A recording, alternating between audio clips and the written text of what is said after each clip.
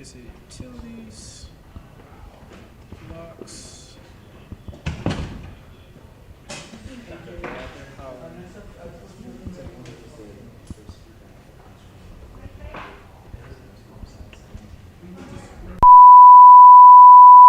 You saw how I did it?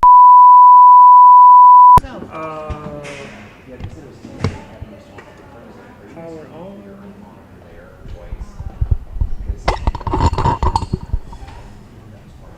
Go to there. Utilities. Hit the green circle. Toggle down to locks. Green circle. It says none. Hit the green circle. Toggle to power. We don't have a mix connector. X out. All it's going through is the filling. Does that make sense? So we Power, have things green circle. like a So it's selected because it's not highlighted. Red X. All the way out. Okay, but it doesn't lock the sound because you're controlling the volume. Yeah, it's just locking the power. Okay, I'll do the last one. I just want to make sure that Oh, mic. okay.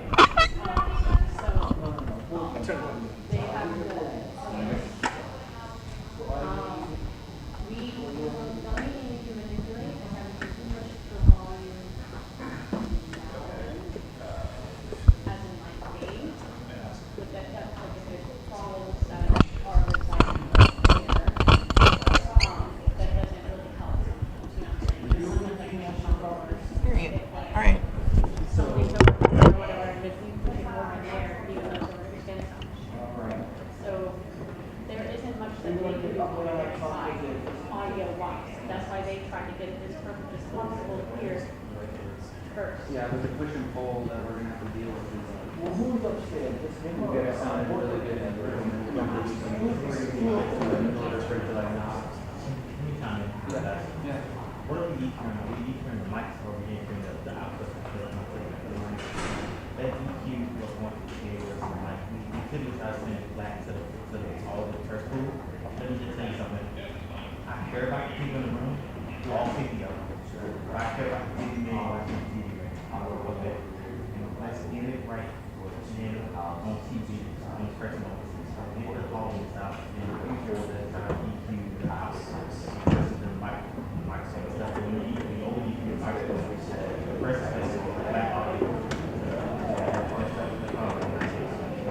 So, man. So in other words,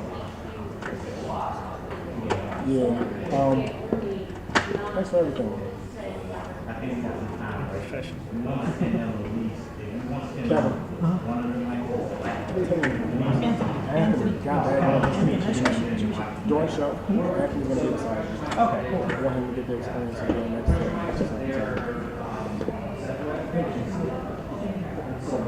The coach will give you a cue for the notes. I want Anthony next to you so you can see the launch.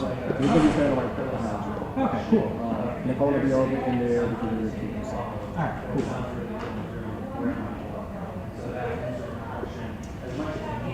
Did you say something? Yep. Now, this thing microphone, I just thought it takes microphone is so we can do that, but let's try to get it. Okay, ready? And now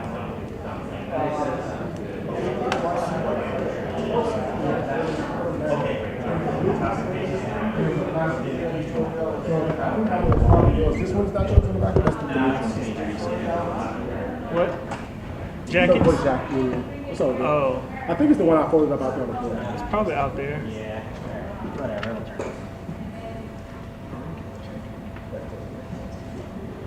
How's everybody feel? Good? I feel good now. And that first piece over there, I can fight flat, but I got Yeah.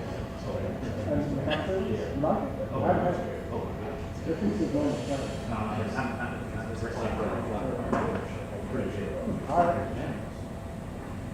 Not even know. No, it's going to be great. Must be nice. All right, so the 4 months, Little thirsty. YouTube's. Roll with me. So Please. before you take them, Uh-huh. number one is the red one. Okay. Everything else is numbered. Okay. They're locked to have the power on already. So, do you have a specific side that you want 1 and 2 and 3 and 4 to be on? They're gonna mix them up anyway. They're gonna mix them up anyway. Yeah. So I'm just gonna turn them off on the board per Yep. And as you see them, thing, and when they say questions, I'm gonna turn them back on the board. Yep. All the mics will be hot. yep. That's fine. Yeah, that works. Okay. And then you'll turn off the ones that's not being used at that time.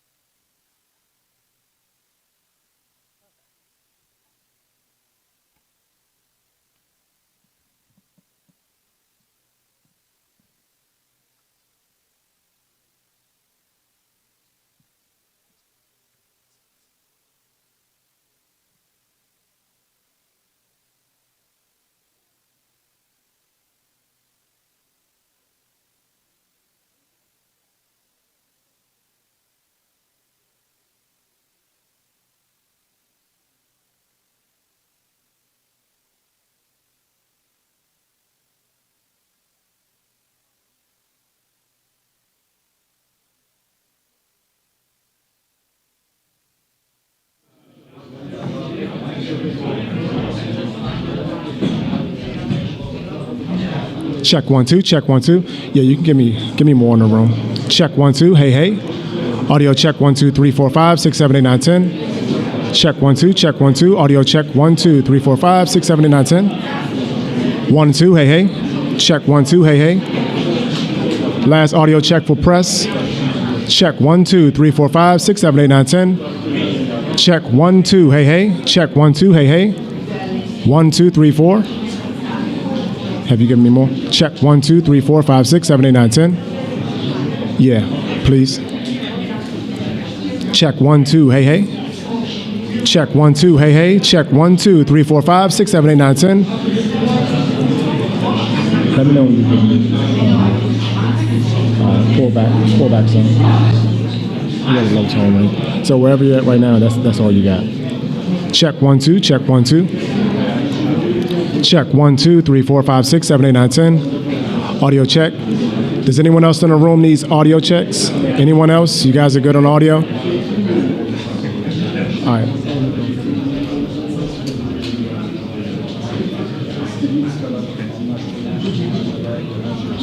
Check 1 2 3 4 5 6. Check 1 2. Hey hey.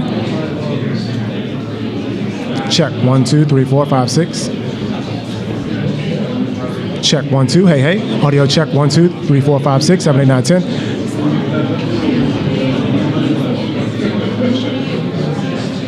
Audio check 1 2 3 4 5 6. Audio check 1 2 3 4 5 6. Audio check 1 2 3 4 5 6. Audio check 1 2 1 2 1 2. Hey hey. Audio check 1 2 1 2. All right. Check 1 2.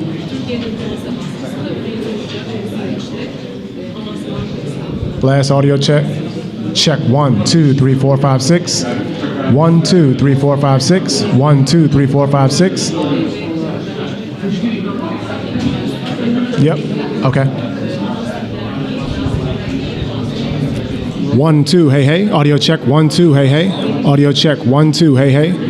Check 1 2. Audio check from POTUS Podium. Audio check 1 2 3 4 5 6. Check 1 2 3 4 5 6. 1 2. Let me know when you're good to go. 1 2. Hey hey. Audio check 1 2. Hey hey. Check 1 2. Hey hey. Audio check 1 2 3 4 5 6. Check 1 2 1 2 1 2.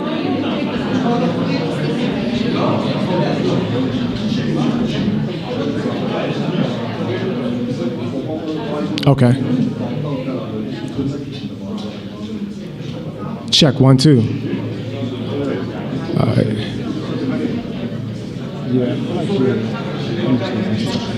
Check 1 2. Hey hey. Audio check 1 2 3 4 5 6 7 8 9 10. Check 1 2. Check 1 2 1 2. Hey hey hey hey. Yeah, that sounds good.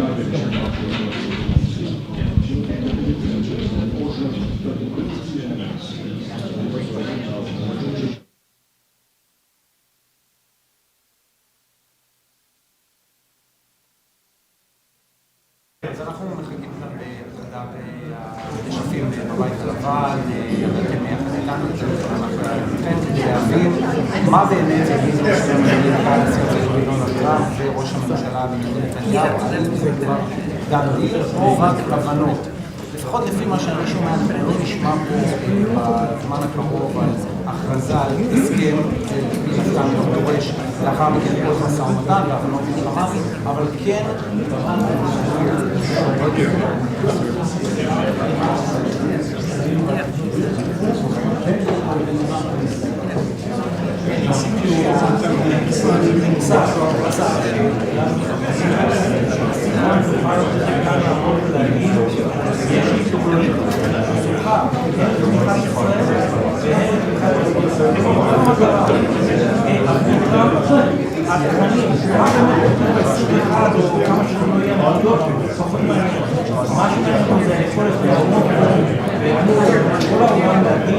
יש לי תוכנית לסיום המלחמה בעזה, גם ישראל מסכימה, גם מדינות ערב מסכימות, ועכשיו חמאס צריך להסכים. זאת כל המטרה. מה כתוב בכל נקודה, זה כבר עניין למי שינהל אחרי את המשא ומתן על ההסכם האמיתי. זה לא יהיה ההסכם, זאת תהיה בעצם ההצעה. דני אולי עוד נקודה אחת שחשוב מאוד להדגיש בזמן שאנחנו ממתינים, דווקא כמה שברק, אני חושב שכולנו, גם אתה, גם ברק, כל מי שמנסים משפחות חלקים, כולל עכשיו, שאומרות רגע, רגע, מתי שכבר תצטרפים, בטח שבהסכם הזה, בהסכם 21 הנקודות, מדובר שכבר 48 שעות, כמו שברק אומר, את זה אנחנו בסוג של הסכם עקרונות, זה עדיין לא מציג להסכם פעולה לידי מימוש, גם אם תהיה לנו אחוזות משותפות של הסכמות ולהפרטי יהיו, אנחנו אחר כך צריכים לדבר על המזונות, על הפרטים, על הישיבה בתוך משמרת של סגירת תקציבות, גם אם זה קורה בתרחיש האופטימי, יש לנו את זה.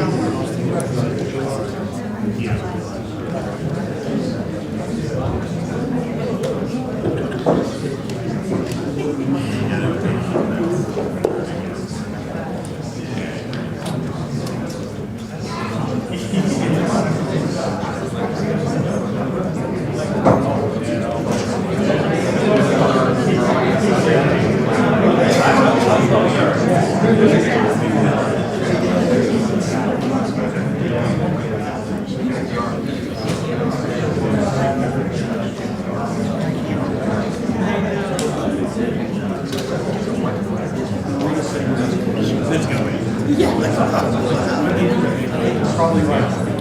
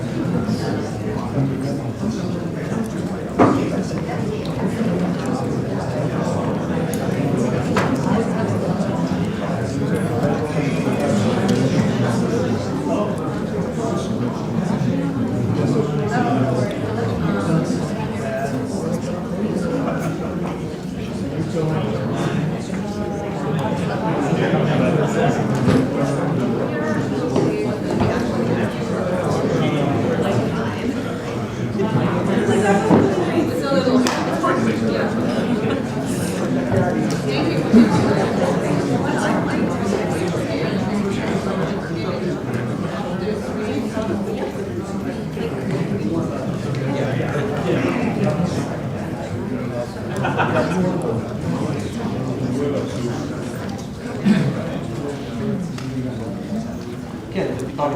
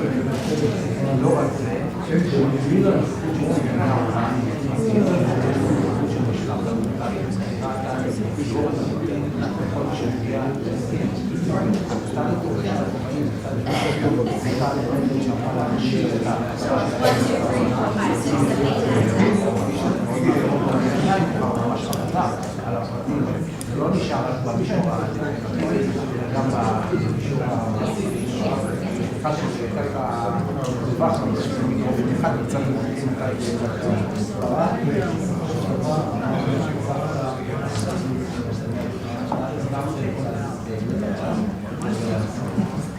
זה לא רק כמה זה יכול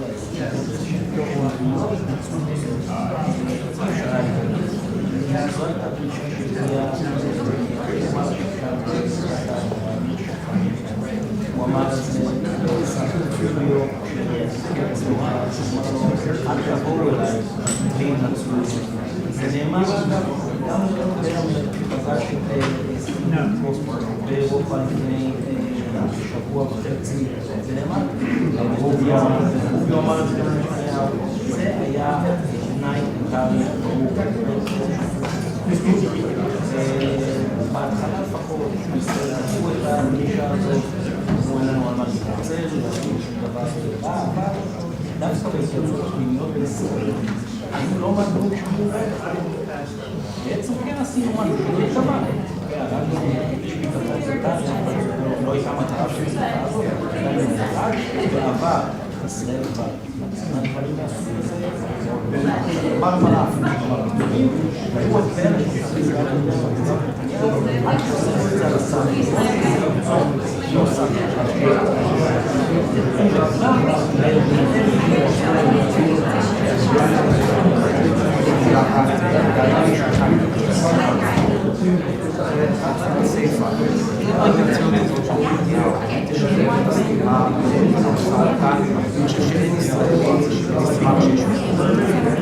צריך להגיד רגע ברמה המסרית של הדבר הזה. בסוף, נתניהו כן נקבע פה כדי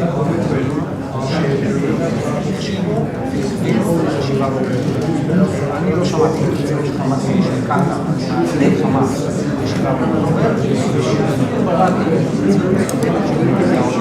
גם בתיאור אפילו בתקופה לנשיא ארדואן, ושאנחנו מדברים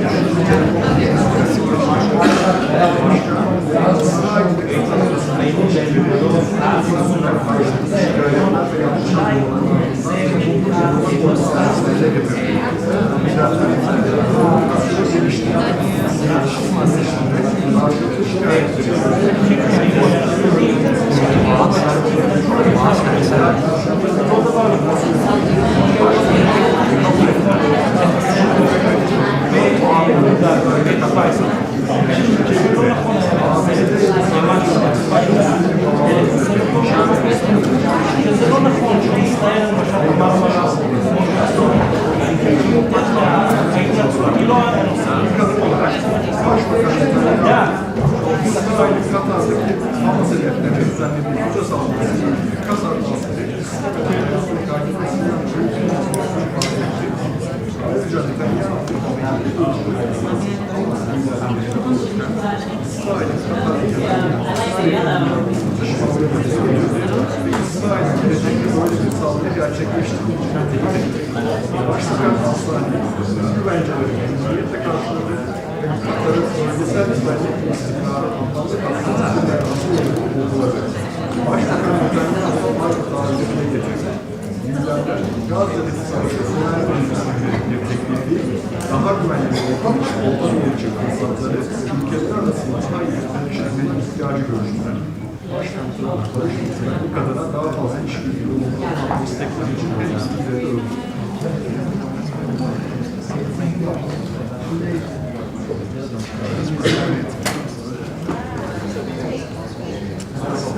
Denebilir, bana göre de zorla özür demişler.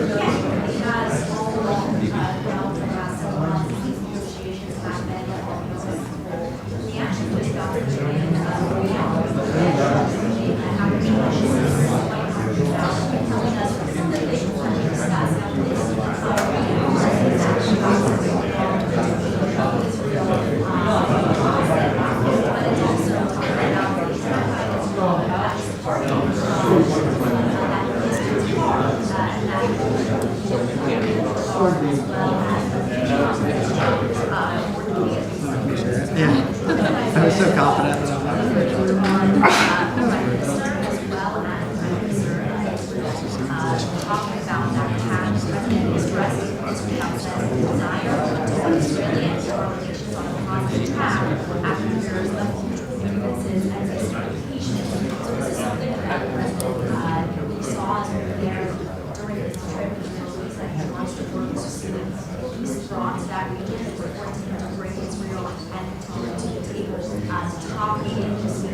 that's a big part of the focus. In addition to trying to bring out this balance of peace deal, we are going to be more about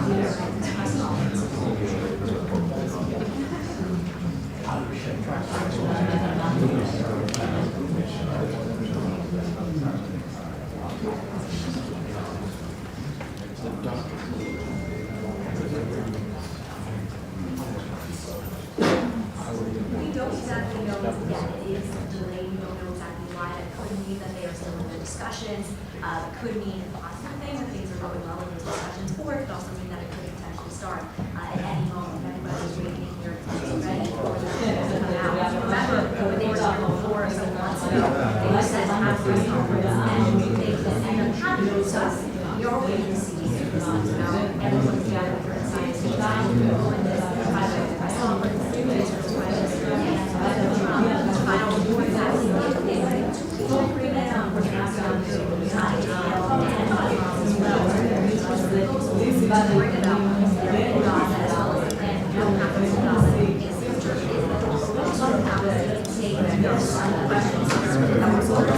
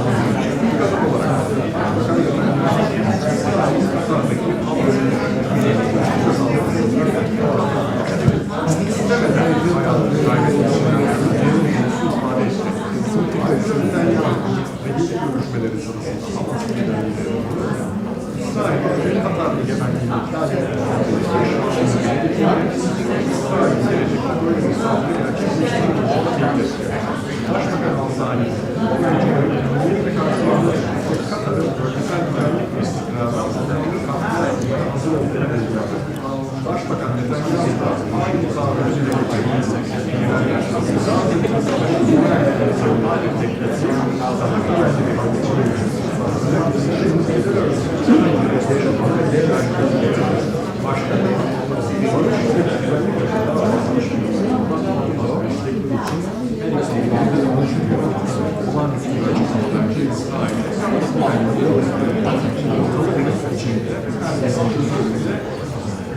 bayağı açıklar. Resmi bir açıklama yapıyor. Biliyorsun resmi açıklamalar. Kendini sağlıyor. Resmi açıklama yapıyor. İlettik.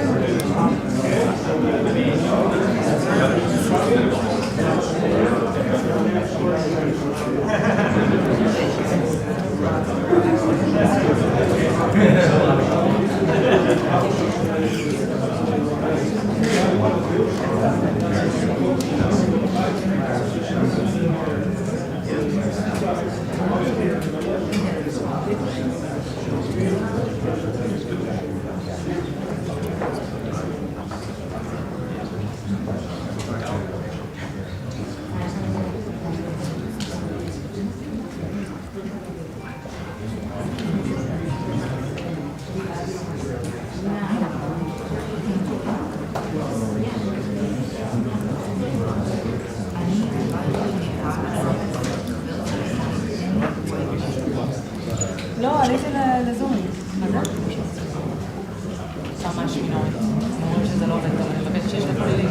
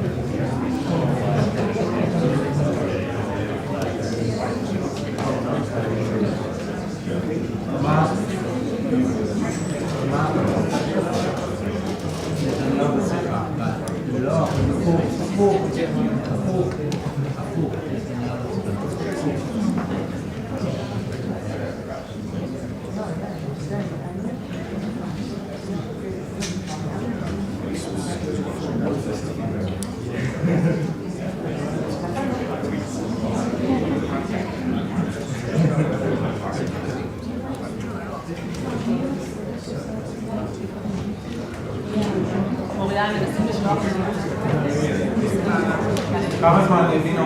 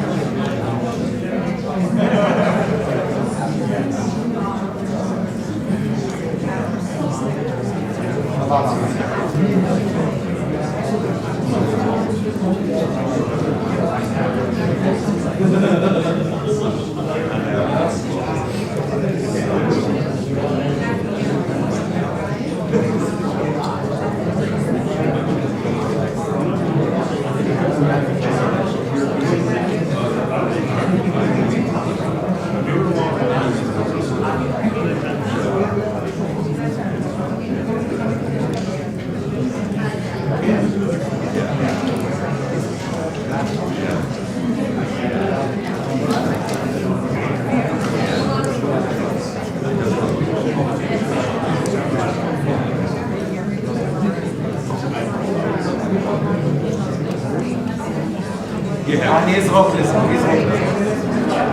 אני אזרוק לזה.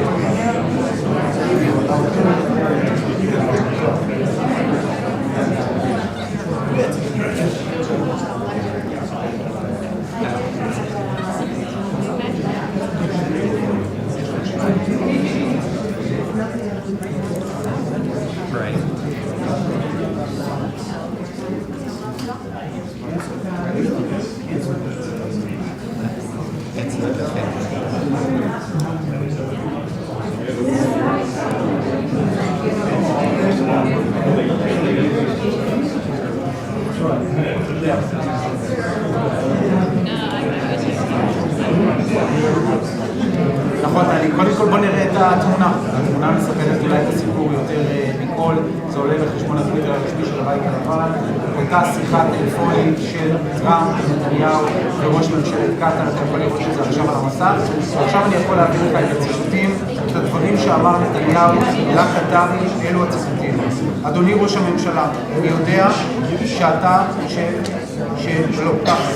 אדוני ראש הממשלה, אני רוצה שתדע שישראל מתחרטת על התקיפה של אחד מהאזרחים שלכם שנהרג בתקיפה שלנו.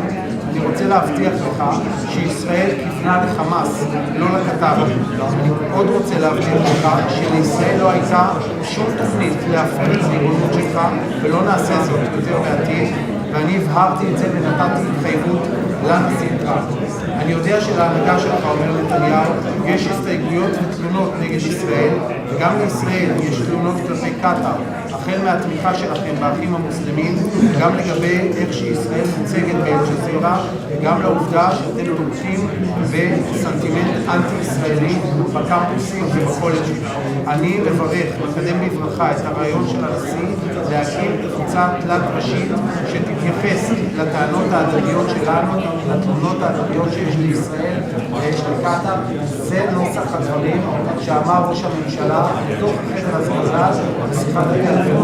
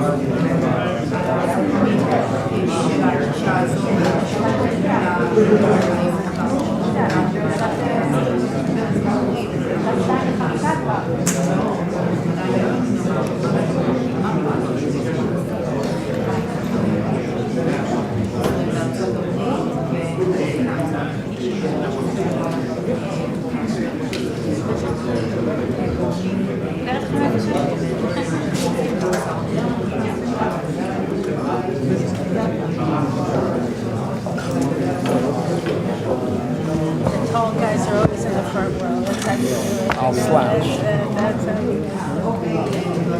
So the story, I'll tell you the story with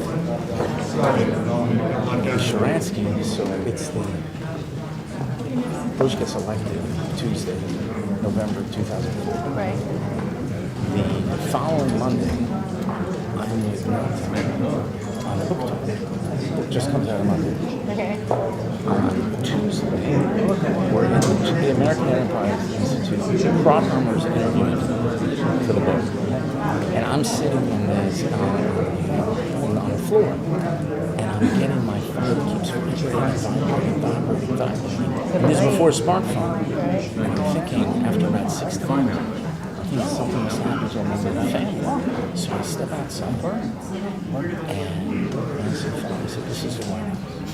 We'd like for you and Minister Sharansky come and see the president. And my immediate response on Thursday, my immediate response. Wait, what day was it? Tuesday, they called. And they said Thursday, the next 2 days later, they want you to be there Tuesday. It was like the next day or the day after that. We'd like you, the president would like to meet you and Milton Sharansky at 11 o'clock on Thursday. I said, my said, this is so much better joke. I said, no, we can't do it. We have the Pope and one, we're not going to be able to work it, right? And then they said, no, this is really the White House. It was 2 o'clock, so 2 o'clock, the president. I said, we got the Pope at 3, we can't do it. And they say it again. I said, well, we got the Dalai Lama at 1, we got the Pope at 3, we're not going to be able to fit him in. He goes, would you like to call?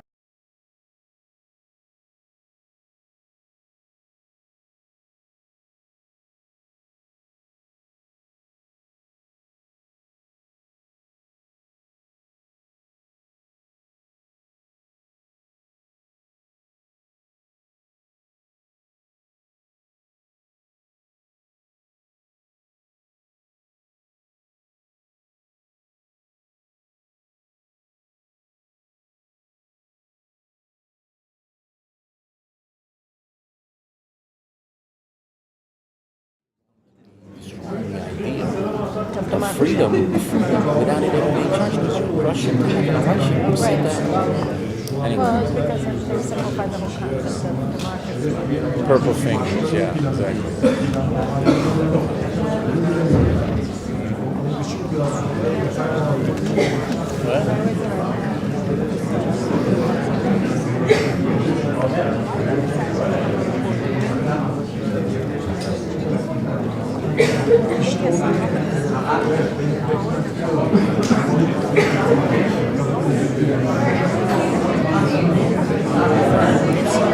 That means he never met a right wing reporter.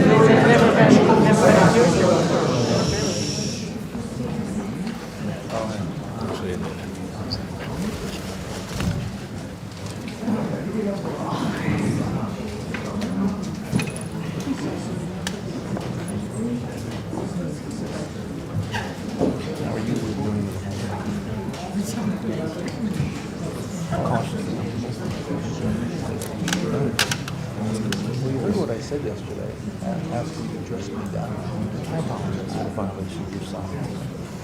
No, I said I humbled myself and groveled before. you seem to have gotten over it.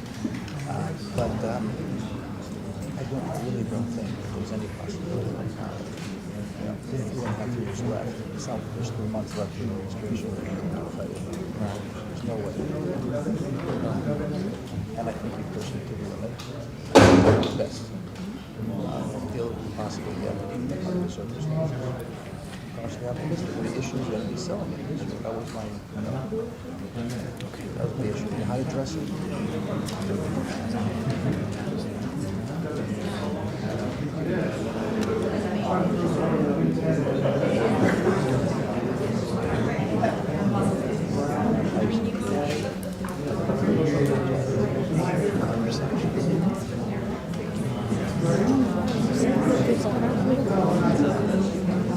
No?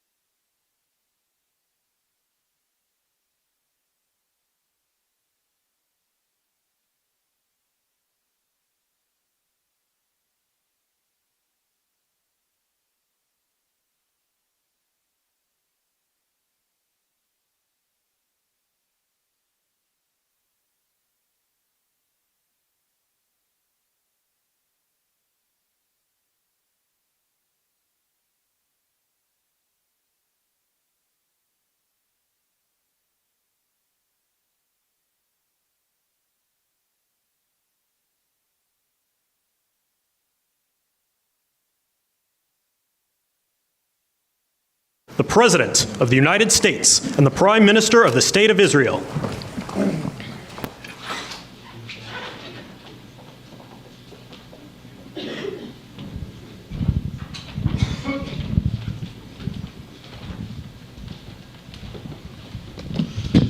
Thank you very much, everybody. So this is a big, big day, a beautiful day, potentially one of the great days ever in civilization. Things that have been going on for hundreds of years and thousands of years. We're going to, at least we're at a minimum very, very close, and I think we're beyond very close. And I want to thank Bibi for really getting in there and doing a job. We've worked well together, as we have with many other countries, both of us, with many other countries, which is the only way this whole situation gets solved. And I'm not just talking about Gaza. Gaza is one thing, but we're talking about much beyond Gaza. The whole deal, everything getting solved. It's called peace in the Middle East. So today is a historic day for peace, and Prime Minister Netanyahu and I have just concluded an important meeting on many vital issues, including Iran, trade, the expansion of the Abraham Accords, and most importantly, we discussed how to end the war in Gaza, but it's just a part of the bigger picture, which is peace in the Middle East, and let's call it eternal peace in the Middle East. So this is far more than anybody expected, but the level of support that I've had from the nations in the Middle East and surrounding Israel and neighbors of Israel has been incredible, incredible. Every single one of them. This afternoon, after extensive consultation with our friends and partners throughout the region, I'm formally releasing our principles for peace, which people have really liked, I must say. And these are done not just routinely done, these are done with total consideration and working with the nations that we're talking about. All of these nations have made contributions to those suggestions. I want to thank the leaders of many Arab and Muslim nations for their tremendous support in developing the proposal, along with many of our allies in Europe. Europe has been very much involved, and as I was called by many of the European leaders, most of them saying, is this true? Are you really doing peace in the Middle East? This is the most incredible thing we've heard. Some think it's the biggest thing they've ever heard. They called just to find out, was it just a rumor or is it actually done? And then they said, have you spoken to the Arab leaders? Have you spoken to all of the other leaders that we have to get? A lot of people involved in this one. I also want to thank Prime Minister Netanyahu for agreeing to the plan and for trusting that if we work together, we can bring an end to the death and destruction that we've seen for so many years, decades, even centuries, and begin a new chapter of security, peace, and prosperity for the entire region. And I want to just say that my meetings and dialogue that we had with so many countries, Saudi Arabia as an example, the king is a phenomenal person. The Emir of Qatar, he's an incredible people. UAE, and that's MBZ and ABZ. We're totally involved. These are the people that we've been dealing with and who've been actually very much involved in this negotiation, giving us ideas, things they can live with, things they can't live with. Pretty complex. I mean, after 2,000, 3,000 years, whatever it is, I guess it's got to be a little complex, or it would have been done a long time ago. The King of Jordan was with us, as you know, in the United Nations. The President of Turkey, President Erdogan, is a friend of mine, a strong man, but a good man. President of Indonesia, somebody who's an amazing leader, Prabowo. He is an amazing leader and respected by everybody. He was in the room with us. We were together with most of these people that I'm mentioning. Others were by phone or the next day. The Prime Minister and the Field Marshal of Pakistan, they were with us right from the beginning. Incredible. In fact, they just put out a statement that they fully believe in this pact. It just came out just as I was walking around. They said, sir, you have a big notice from the Prime Minister of Pakistan and from the Field Marshal that they back this 100%. President El-Sisi of Egypt, who's terrific.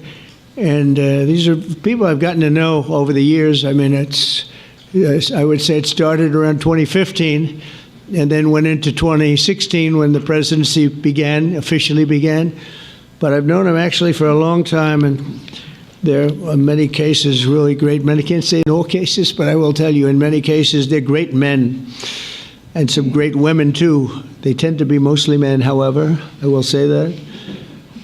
But if accepted by Hamas, this proposal calls for the release of all remaining hostages immediately, but in no case more than 72 hours. So the hostages are coming back, and I hate even saying this from the standpoint, doesn't sound right, but it is so important to the parents. The bodies of the young men, I believe in almost all cases, the young men are coming back immediately. I met with parents. The parents felt as strongly about getting the body of their dead boy back as they did as though the boy were alive and well. It's so important to them. And it means the immediate end to the war itself, not just Gaza. It's the war itself.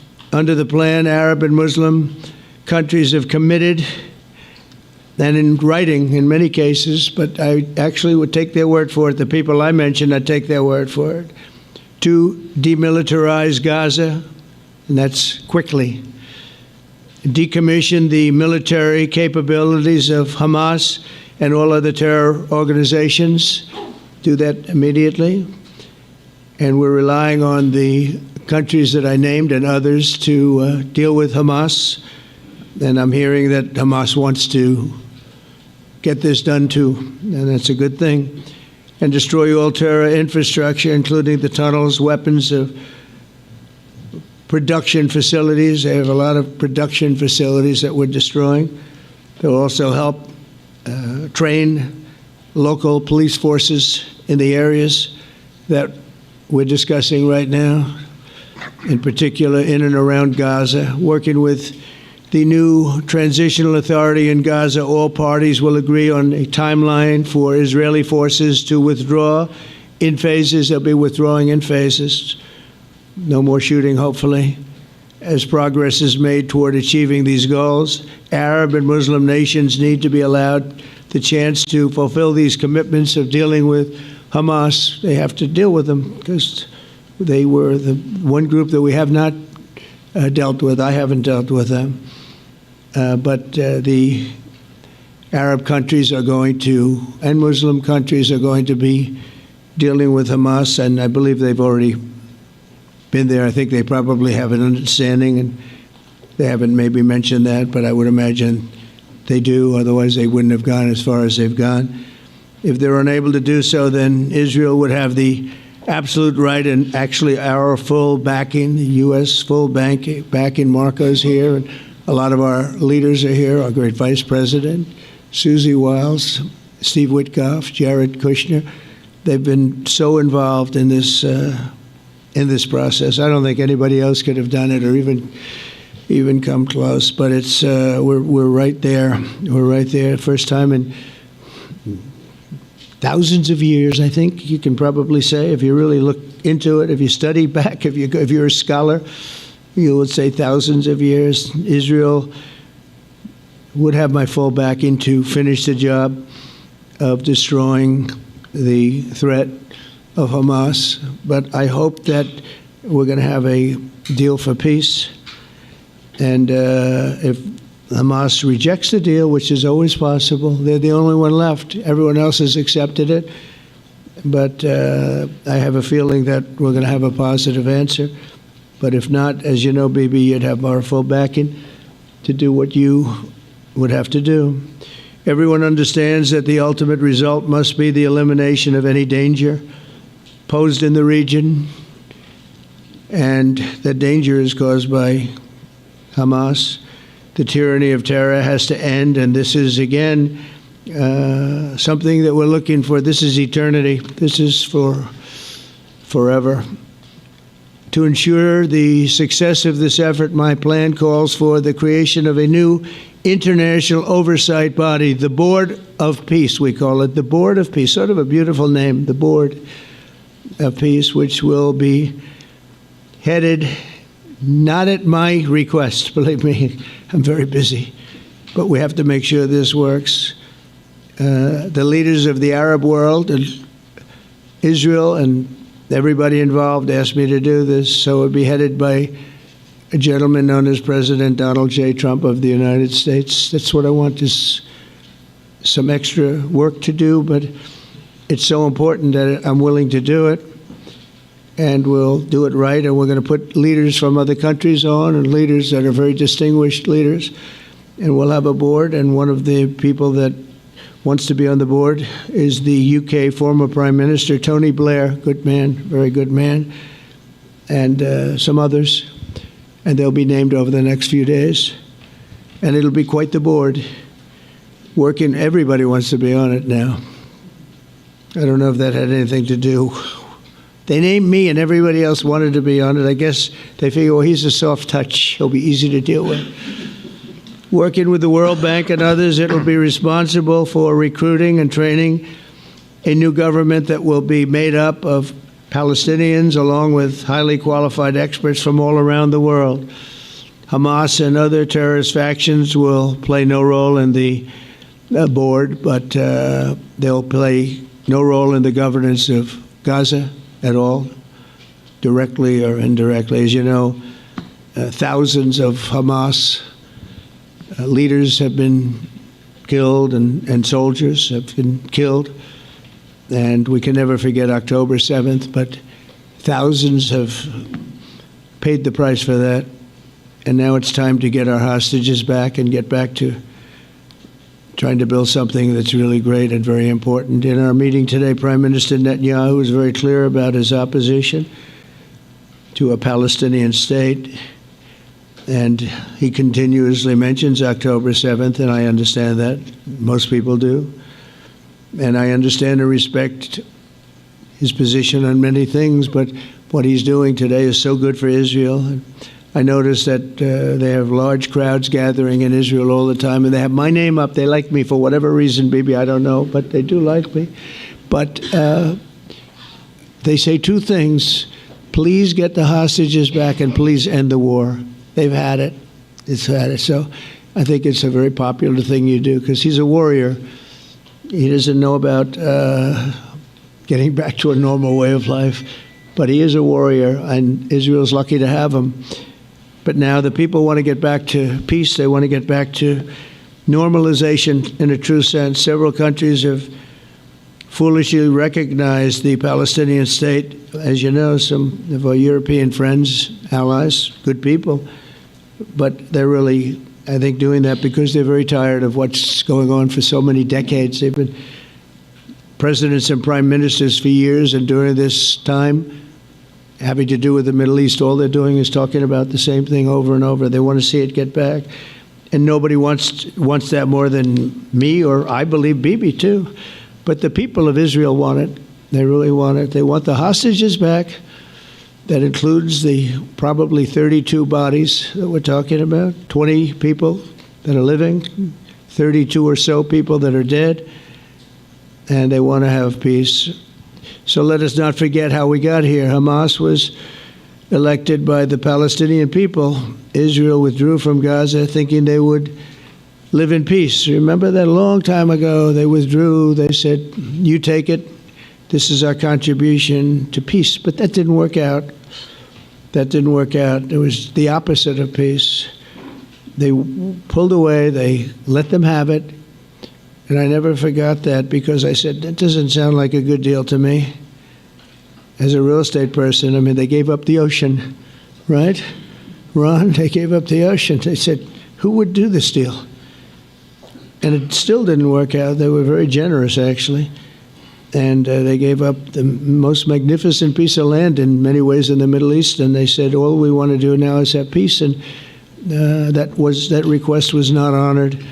Instead of building a better life for the Palestinians, Hamas diverted resources to build over 400 miles of tunnels and terror infrastructure, rocket production facilities, and hid their military command posts and launch sites in hospitals, schools, and mosques. So if you went after them, you'd be after them, and you wouldn't even realize you ended up knocking out a hospital or school or a mosque. That terrible thing, terrible way to have to fight.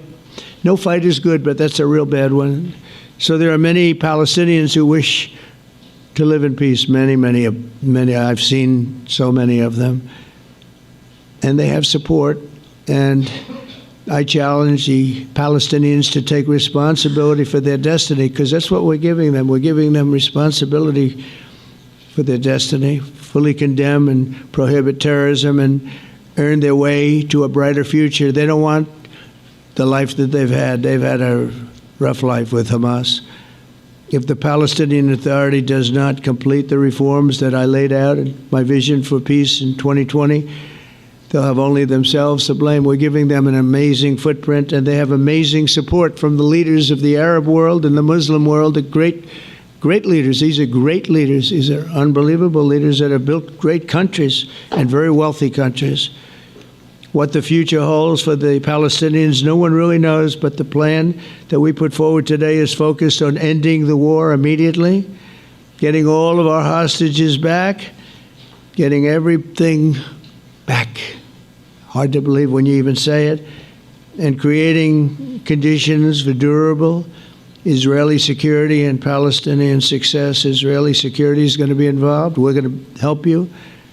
We'll be there with you in terms of helping with security. We want to make sure it works. We just want to make sure it works. There shouldn't be a shot fired. Now, there will be, I guess, because that's the way it seems to be, but there shouldn't have to be within a few days. There shouldn't have to be a shot fired. Maybe for eternity. Wouldn't that be nice? I hope it's true. I can tell you the leadership of that region feels that there's a good chance of it being true. So this will lead to this agreement that we're talking about will lead to a sustainable long-term peace. No president in history has been a greater friend of the state of Israel than I have, in addition to negotiating the Abraham Accords. I like to say it that way because the real people, that's what they call Abraham. I would say Abraham, but it's so much nicer when you say Abraham. So much more elegant. But the Abraham Accords are amazing. Jared, you did that along with your group of geniuses, and nobody thought that could be done. We have 4 countries, and Sleepy Joe Biden didn't do a thing. He didn't even know what the hell they were. He should have had them fold up. But I think this will also lead to packing them. And who knows, maybe even Iran can get in there. I hope, we hope we're going to be able to get along with Iran. I think they're going to be open to it. I really believe that. But they could be a member. I long ago said, I'll bet you at some point Iran will be a member of the Accords. And little did I realize it was going to take this turn. That was some turn we did with the B-2s. But I think they might very well be there because it's a great thing for them economically. I recognize the eternal capital of Israel. I opened the American embassy in Jerusalem. That was something that everyone said would never be done, could never be done. Virtually every president for many, many years, for decades, would campaign on making Jerusalem the capital of Israel. They campaigned on it over and over. Is that right, Steve? Is that right? Everyone, and when they got to it, and I understand why now, because it was so, when I got to office, I campaigned on it too. I said, we're going to make it, and then I'd get calls from the leaders of various countries saying, please don't do it, please don't do it. It'll end the whole world, please don't do it. And finally, I just didn't say anything, and I did it. People were calling me before I did it because they heard I was going to do it, and leaders of countries were calling me, and I think it was on a Thursday that I did it, and they'd call me Monday, Tuesday, Wednesday, 3-4 times a day, and I said, tell them I'll call them back on Friday. And I announced it on Thursday, and I called them back, the biggest people in the world, and they said, "You've done it." I said, "Done what?" "You've made the capital of Israel, Jerusalem, and we wanted to talk yet. I wish you called me a little sooner. Maybe I could have done something about." So that was a lot easier than getting into an argument, because I knew what they were calling about. And you know what? It turned out to be amazing. Everybody thought it was going to lead to the end of the world, right? The end of the world, Ron, that's what they said. It didn't lead to anything. It just led to something that I promised, and something that was very, very popular for Jewish people and a lot of other people too. I recognize Israeli sovereignty over the Golan Heights, and I cut taxpayer funding to the corrupt United Nations Relief and Works Agency. And United Nations was interesting because, as you know, a few days ago they introduced me. Ladies and gentlemen, the President of the United States. I'm looking at my teleprompter, and the thing was dead, stone cold, dead. The thing's up here. I have a long, beautiful speech to make. I'm back 30 feet back, and I'm saying, they're introducing me. There's nothing on my teleprompter. So, but I made a speech. I actually got good marks. You think Biden could have done that? I don't think so. I don't think he could have done that. I don't think too many people could have done it. But actually, it was actually more of a speech from my heart, if you want to know the truth. I think it was maybe better in certain ways because it was from the heart. It has to be from the heart, otherwise you're in big trouble. But I cut taxpayer funding for that very corrupt United Nations Relief and Works Agency, and nobody thought that would be done, and withdrew from the horrible Iran nuclear deal that was imposed upon Israel by Barack Hussein Obama and Biden. And I don't think Biden knew anything about it, though. I don't think he knows anything about it now, actually, if you ask him. He'd say, "What is that?" And we obliterated Iran's nuclear enrichment capacity, making it impossible for them to have a nuclear weapon, which they would have had probably in about 2 months from that. But I've never asked Israel to compromise its security, but we had big, strong talk. Nobody's been better to Israel. No president's been better to Israel than Donald Trump. But we had a long, strong talk, Bibi and I, and he understands it's time. It's time. History has shown, and the people of Israel want it. And the people of the Middle East want it. The people of enemies of Israel want it, but they don't have really too many enemies right now. And you know what? Many countries have gained great respect for Israel, for the way they fight, for the job they do, including me. I had respect anyway, but they gained respect. History has shown us that those who have relations with Israel have thrived, while those who have devoted resources and attention toward the destruction and even annihilation of Israel have languished. They haven't done well. Israel is not going anywhere. They're going to coexist with other people and countries in the region, from Syria to Lebanon to Saudi Arabia. The promise of a new Middle East is so clearly within our reach. This is the closest we've ever come to real peace, not fake peace, not political fool's peace. If we can get this difficult problem solved, the opportunities for all within that vast region of this world, it's a vast region, it's unlimited. The Abraham Accords show that all countries are better off when they communicate and work together and embrace new opportunities. I hope Jared and Steve and Susie and Marco and JD, we have great people. I hope you guys are going to work very hard to get these other countries in, because now they have no excuse. There's no longer an excuse. They were somewhere hesitant. And I tell you, the 4 countries that went in, I give them tremendous credit, and it's worked out incredibly well for them. In the same spirit, I'm pleased to report that earlier today we took another important step toward greater understanding in the region. A short time ago, we had a historic phone call in the Oval Office with Prime Minister Tani, who's really a great person. So we had a great talk, and I was on the phone, and Bibi was talking. Prime Minister Al Thani was of Qatar, was They really had a heart-to-heart conversation. It was a great conversation, I thought. It was productive. It was everything that you need to have something turn out to be successful. And I want to thank Bibi, and I want to thank the Prime Minister. It was fantastic. We agreed to launch a formal trilateral mechanism between Israel, Qatar, and the United States to begin a dialogue to enhance mutual security, correct misperceptions, and avoid future misgivings. And I want to thank Qatar, its leadership, and the Emir. He's a fantastic person. I think, I'm going to be his public relations man because I know him differently than a lot of people know him. But he wants peace. He wants to see peace.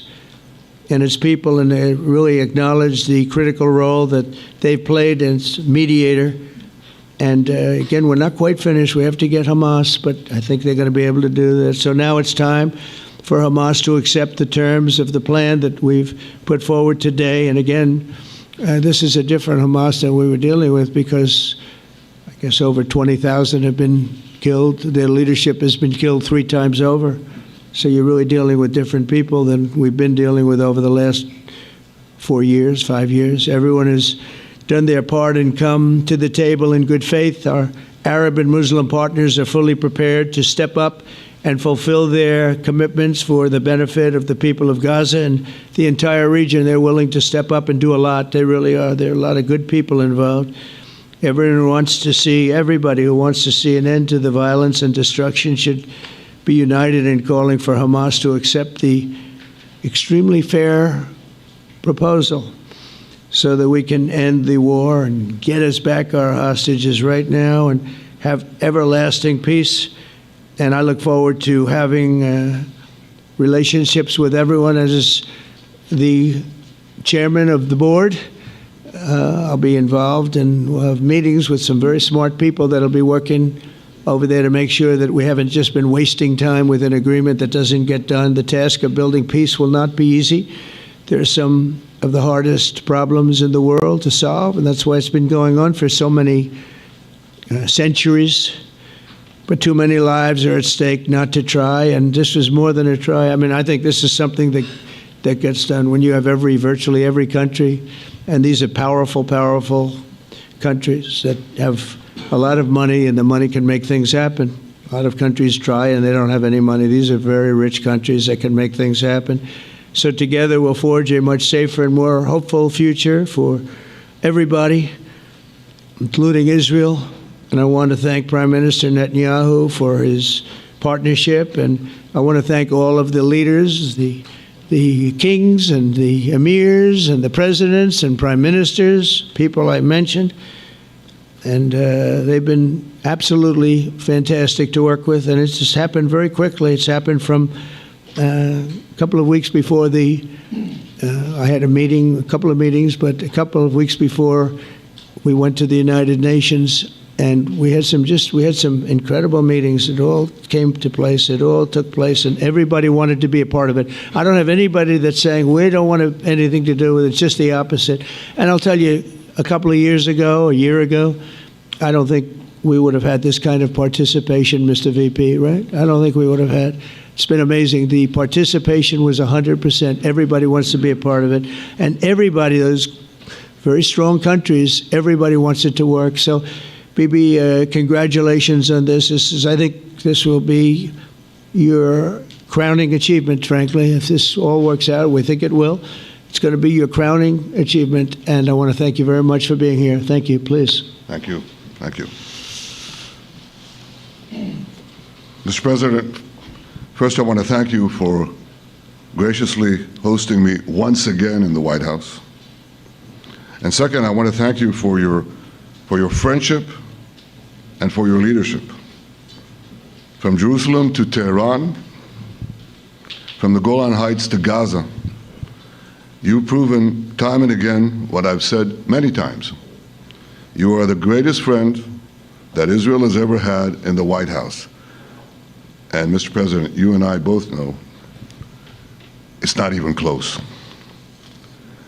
While you focus at home on making America great again, your leadership abroad is changing the world for the better, ending wars, and advancing peace. I believe that today we're taking a critical step towards both ending the war in Gaza and setting the stage for dramatically advancing peace in the Middle East. And I think beyond the Middle East, in very important Muslim countries. I support your plan to end the war in Gaza, which achieves our war aims.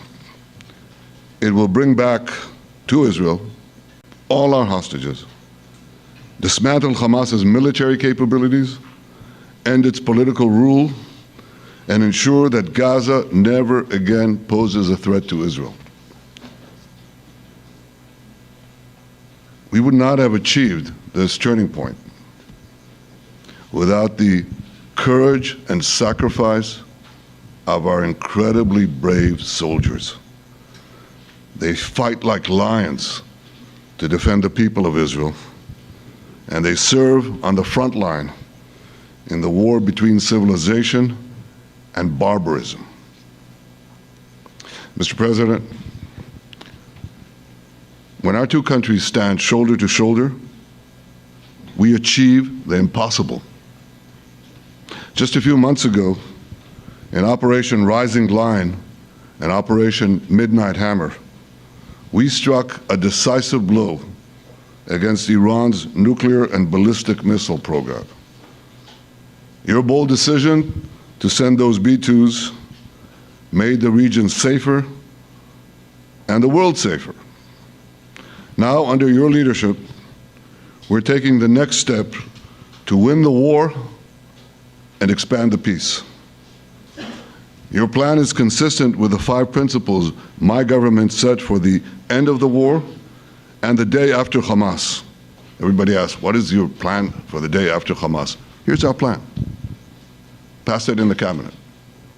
All our hostages, both those who are alive and those who died, all of them will return home immediately. Hamas will be disarmed. Gaza will be demilitarized. Israel will retain security responsibility, including a security perimeter for the foreseeable future. And lastly, Gaza will have a peaceful civilian administration that is run neither by Hamas nor by the Palestinian Authority. If Hamas agrees to your plan, Mr. President, the first step will be a modest withdrawal, followed by the release of all our hostages within 72 hours. The next step will be the establishment of an international body charged with fully disarming Hamas and demilitarizing Gaza. I appreciate your willingness to lead the body, Mr. President. I really appreciate it because you have a lot of things to do, and this is important. And it reflects the confidence that this will give everyone, that things will be followed up on all the commitments made. The fact that you're taking this on, I think, helps a lot to make sure that everything flows in the direction that we want. Now, if this international body succeeds, we will have permanently ended the war. Israel will conduct further withdrawals linked to the extent of disarmament and demilitarization, but will remain in the security perimeter for the foreseeable future. I think we should understand that we're giving everybody a chance to have this done peacefully, something that will achieve all our war objectives without any further bloodshed. But if Hamas rejects your plan, Mr. President, or if they supposedly accept it and then basically do everything to counter it, then Israel will finish the job by itself. This can be done the easy way, or it can be done the hard way, but it will be done. We prefer the easy way, but it has to be done. All these goals must be achieved because we didn't fight this horrible fight, sacrificed the finest of our young men to have Hamas stay in Gaza and threaten us again and again and again with these horrific massacres. Mr. President, I was encouraged by your clear statement at the UN against the recognition of a Palestinian state. That would be an outcome that, after October 7th, would reward terrorism, undermine security, and endanger Israel's very existence. As for the Palestinian Authority, I appreciate your firm position that the PA can have no role whatsoever in Gaza without undergoing a radical and genuine transformation. In your 2020 peace plan, which you mentioned just now, you made clear what that transformation requires. It's not lip service. It's not checking a box. It's a fundamental, genuine, and enduring transformation.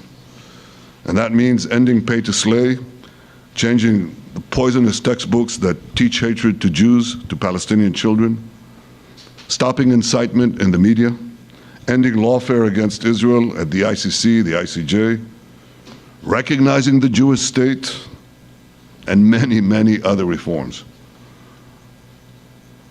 It won't come as a surprise to you that the vast majority of Israelis have no faith that the PA Leopard will change its spots. But rather than wait for this miraculous transformation, your plan provides a practical and realistic path forward for Gaza in the coming years, in which Gaza will be administered neither by Hamas nor the Palestinian Authority, but by those committed to a genuine peace with Israel. I think this can be not only a new beginning for Gaza, I think it can be a new beginning for the entire region.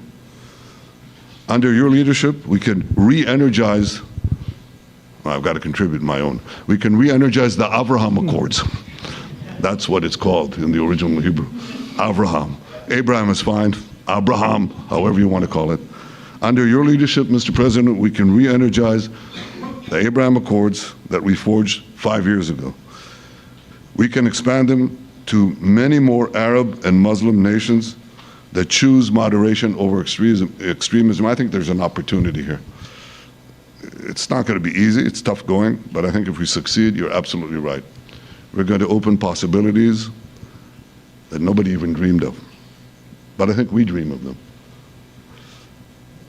As you've told me, Mr. President, and you've told the world many, many times, you said, remember October 7th. Remember October 7th. And we do. We will never forget the horrors of October 7th, and we will do whatever is necessary to make sure they don't happen again. Since October 7th, Israel's enemies have learned a hard truth. Those who attack us pay a heavy price, but those who partner with us advance progress and security for their peoples. President Trump just said it, it's also in the Bible. It says, those who will bless you will be blessed, and those who will curse you will be cursed. And that's actually what is happening. We want the blessings. I think we've done a lot in the past 2 years to end the curse. We're not finished, but we've done a lot. And we've done a lot together to end the curse. I want to thank your entire team for their efforts to get to this point. I especially want to thank Steve Witkoff and Jared Kushner for their indefatigable work to bring Israel and Arab states in the region closer together. I am deeply grateful to both of them for their work. We had a phone call today just to make it clear. I said to the Prime Minister of Qatar, Israel was targeting terrorists, wasn't targeting Qatar. And of course, we regretted the loss of the Qatari citizen, wasn't our target. And I very much appreciate President Trump's proposal to have a trilateral body, the United States, Israel, and Qatar, to work out respective grievances. There are quite a few. But if we could try to mitigate them or put it on a different footing, I think that'll be good for everyone. Above all the people, the fine team, and many helpers who've done this, I want to thank you, Mr. President. History has already shown that under your leadership, Israel and America can change the face of the Middle East. And today I'm hopeful that your plan to end the war in Gaza will do so again and do so soon. It will free our hostages end Hamas's tyranny in Gaza, and enable a more secure and prosperous future for the peoples of our region. Thank you, Mr. President. May God bless America. May God bless Israel. May God bless the indispensable alliance between our countries. And may I add in Hebrew, G'mal Chatima Tova, may we all be inscribed in the book of life. Thank you. Thank you very much, Bibi. So I think while we wait for these documents to be signed and get everybody in line, I think it maybe is not really appropriate to take questions. I'm meeting with, as you know, a couple of Democrats in a little while about the country, about keeping our country open. They're going to have to do some things because their ideas are not very good ones. They're very bad for our country. So we'll see how that works out. But this is something that was really historic today. This was something that was amazing. I think, Bibi, I mean, depending on you, I think while we're waiting for signatures and waiting for approvals from a lot of different countries that are involved in this, we probably shouldn't take questions, or would you like to take a question or two from perhaps a friendly Israeli reporter, if there's such a thing? That's a very, very tough proposition. But I would think, Mr. President, that I would go by your instinct that this is, we'll have enough time for questions. Let's settle the issue first, I think.